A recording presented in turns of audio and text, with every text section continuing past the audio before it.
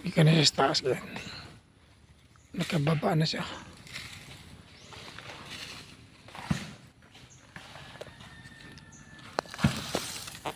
Tingnan ito guys.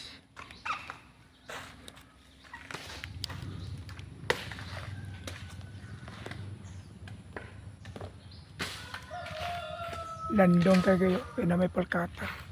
Wala sa init ginigawas nga adlaw. Bugnaw kayo ang hangin guys. Kaya nagtaligsik magud siya.